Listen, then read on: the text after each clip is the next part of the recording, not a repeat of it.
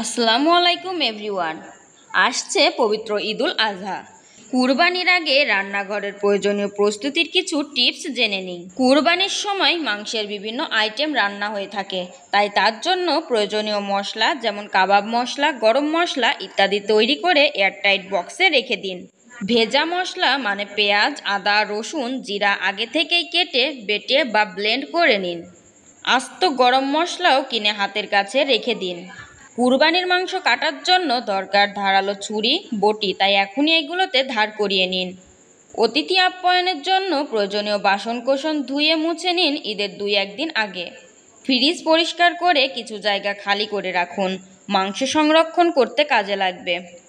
ঘর গোছানোর আগে বাসার সব ঝুল ঝেড়ে নিন, বাথরুমেও ঝাড়ার কথা ভুললে চলবে না কিন্তু। বাসার মেঝে ভালোভাবে মুছে নিন। কিছু পলিব্যাগ কিনে রাখতে পারেন, বাসার মাংস ফ্রিজে সংরক্ষণ ও বিলি বন্টনের মাংস দিতেও অনেক সুবিধা হবে। ফ্রিজে মাংস রাখার আগে একবার ধুয়ে পানি ঝরিয়ে রাখলে ভালো হয়। এইসব ছোটোখাটো কাজ আপনাকে ঈদের দিনে বাড়তি ঝামেলা থেকে রেহাই দেবে। ভালো কাটুক আপনার ঈদুল আজহা। ঈদ মোবারক।